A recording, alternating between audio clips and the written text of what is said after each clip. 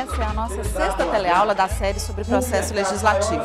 E hoje nós vamos começar aqui no plenário para tirar algumas dúvidas que a Ana Rosa tem sobre como os projetos que chegam ao legislativo são distribuídos para uma discussão mais aprofundada. Os projetos, eles chegam aqui à Assembleia, né, trazidos pelos diversos autores, mas assim, essencialmente pelos deputados. O responsável pela distribuição dos projetos recebidos, dos projetos protocolados a uma determinada comissão na Assembleia é o presidente da Assembleia. Para essa função, o presidente conta, dentro da Gerência Geral de Apoio ao Plenário, com o setor de recebimento de proposições. O pessoal do recebimento de proposições vai pesquisar se já tem um projeto de lei semelhante ou idêntico, né, já protocolado anteriormente, já em tramitação na Casa.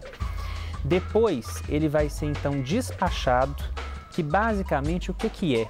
Despachar o projeto é pôr o carimbo, né? Que vai constar nesse carimbo onde que para quais comissões ele vai ser distribuído. Então agora vamos ver como isso acontece na prática lá nas comissões. O TV Escola está no ar.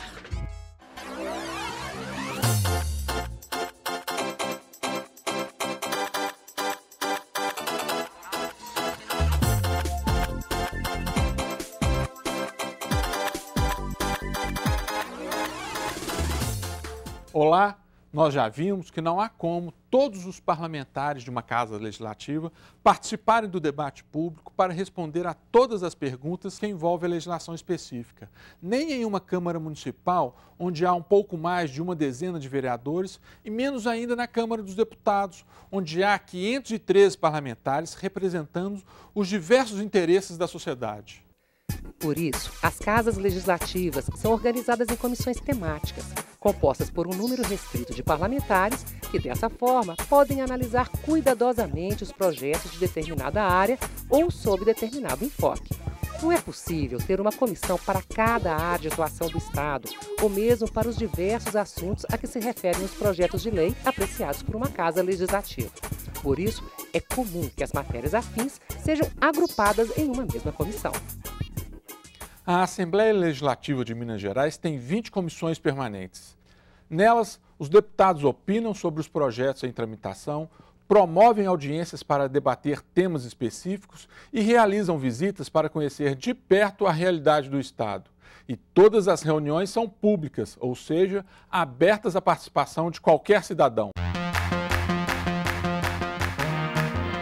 É muito importante, dentro do processo legislativo, que haja uma possibilidade de várias informações vindas de diferentes perspectivas para que o legislador ele tenha a visão mais ampla possível daquele problema e possa se antecipar aos efeitos nocivos, danosos e possivelmente complicados. Porque no momento em que uma lei entra em vigor e ela não produz os efeitos, ou seja, ela não equaciona conflitos, ela cria outros conflitos, ela gera tensões com a administração pública, ela impossibilita a administração da justiça, ela não só não resolve aquele problema que justificou a sua criação, mas ela também cria um círculo vicioso de descrença nas instituições. E esse talvez seja o efeito mais danoso. Hoje, viemos ao Triângulo Mineiro, em Uberaba, onde há 14 vereadores que se organizam em 17 comissões para atender as demandas da cidade. Mas o número de integrantes de cada comissão vai variar conforme o tamanho da Casa Legislativa Municipal. E nem sempre são necessárias tantas comissões. É isso mesmo. Uma comissão na Câmara dos Deputados, por exemplo, chega a ter 60 parlamentares. Já na Assembleia Legislativa de Minas Gerais, entre 5 ou 7, conforme o caso. E nas câmaras municipais, as comissões têm geralmente 3 vereadores. O importante é que a composição da comissão reflita, tanto quanto possível, a composição do plenário. Assim, se determinado partido tiver 20% das cadeiras no plenário, esse partido deve ter 20% das vagas nas comissões. Dessa forma, a maioria no plenário será também a maioria nas comissões, que terá sempre a participação da minoria. Nós estamos aqui numa reunião de comissão e a Ana Rosa já começa a entender qual é a função desse tipo de evento. Ana Rosa, o que você já conseguiu aprender sobre como é que é o processo aqui nas comissões? Consegui entender um pouco de como funcionam as discussões dentro das comissões.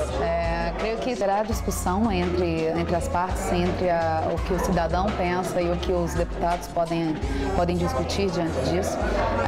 E principalmente acho que trazer uma consciência de o que são esses projetos para uma discussão mais ampla, de negociação, de debate mesmo. Creio que seja a maior função dessas comissões. Os cidadãos têm razão. As comissões têm a função de buscar o maior número possível de informações para o exame de determinado projeto de lei. Para isto, pode, por exemplo, ouvir especialistas, solicitar documentos ao Poder Executivo e realizar audiências públicas. As comissões têm também o papel de construir o consenso possível depois do debate entre as diferentes posições políticas. Se esse consenso é alcançado pelas comissões, é mais fácil que o projeto seja, em seguida, aprovado em plenário. Toda comissão, seja da Câmara Federal, das Assembleias Legislativas ou das câmaras municipais, tem um presidente indicado pelos membros da comissão para dirigir os trabalhos. Uma das mais importantes atribuições do presidente é designar o relator para cada proposição para o exame dessa comissão. Mas o que é um relator? Não sei explicar. Agora o senhor me pegou. Francamente, o negócio eu tô meio por fora. Pra mim você tá falando grego. O relator ele tem que relatar tudo o que acontece dentro de uma câmara, dentro de um setor onde ele trabalha. Vamos supor, se é uma comissão parlamentar que vai investigar uma fraude, ele monta um relatório, faz um dossiê. Acho que o parlamentar ele tem que explicar perante a sociedade, para nós eleitores saber qual é a função dele, senão a gente não entende nada. O relator é o parlamentar responsável por examinar um determinado projeto de lei e emitir um parecer favorável ou não, dentro de um determinado prazo. Antes do parecer, poderão ser realizadas audiências públicas ou outras ações para que o relator possa se informar melhor sobre a matéria. Ele apresenta o parecer, que pode sugerir pequenas ou grandes modificações ao projeto. Esse parecer é apreciado e discutido pela comissão e submetido à votação. Se aprovado, torna-se o parecer da comissão e vai para o plenário. Se o parecer não for aprovado, será elaborado outro refletindo a posição da comissão e, novamente, vai ser submetido à aprovação. As sugestões de mudanças ao projeto aparecem por meio de emendas, que são alterações pontuais, e de substitutivos, que modificam de forma mais ampla o texto. É bom lembrar que essas sugestões devem ser pertinentes ao conteúdo, não podem tratar de assuntos diferentes. A primeira comissão pela qual passa o projeto de lei vai analisar a sua legalidade e a sua constitucionalidade, ou seja, vai verificar se o projeto está compatível com a Constituição e com as leis federais que tratam da matéria. Todos os projetos, eles são primeiro encaminhados à Comissão de Constituição e Justiça.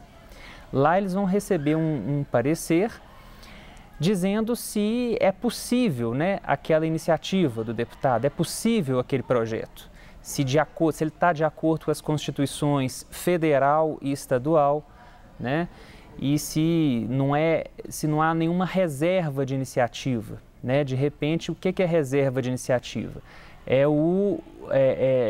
aquele assunto determinado ele poder ser de iniciativa só de uma pessoa, de repente é do Poder Executivo Federal, né? Ou a iniciativa é reservada, por exemplo, ao governador do estado. Então, um deputado não pode legislar sobre aquele determinado assunto. Na Assembleia Legislativa de Minas Gerais, se o parecer aprovado pela comissão entender que o projeto é irremediavelmente inconstitucional, este não vai para outras comissões, segue direto para o plenário, que poderá rever ou não a posição da comissão.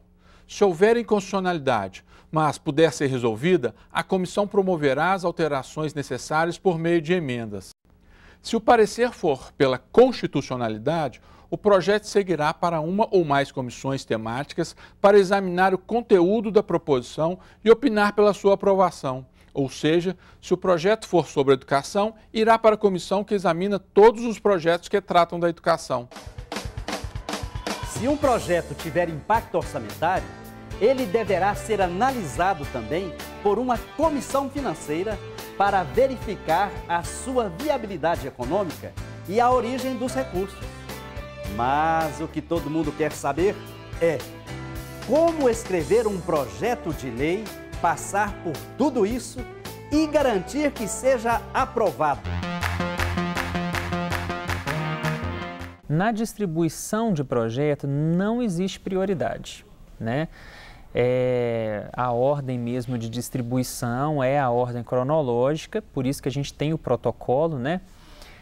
No protocolo vai ser registrado na primeira página lá do projeto o horário e a data em que ele foi protocolado, né? Para garantir a precedência ao autor daquela proposição. E você pode ajudar o seu deputado ou vereador e agilizar o atendimento à sua solicitação se levar o projeto de lei ou outra proposição como um requerimento para uma audiência pública, já no formato do modelo usado pela Casa Legislativa. No site do Interleges, você pode acessar em Produtos e Serviços modelos de proposições legislativas que lhe darão uma ideia de como devem ser escritos esses documentos. Mas nós vamos falar mais sobre como participar do processo legislativo na próxima teleaula. Eu espero você. Até lá! Nesta sexta teleaula, você descobriu como os projetos de lei são distribuídos para as comissões para discussão. Viu o que é um relator e qual a importância do parecer da comissão para agilizar os trabalhos dos parlamentares no plenário. E que as comissões podem criar outros mecanismos de participação para ouvir especialistas e a sociedade, ampliando o debate sobre um assunto antes dele ser aprovado em lei. Gostou? Então aprofunde os estudos sobre o assunto assistindo todas as teleaulas e respondendo as questões do curso de Processo Legislativo, como as leis são feitas, para obter sua certificação. Consulte também outros programas produzidos pela TV Assembleia e faça contato pelo e-mail tvescola@almg.gov.br.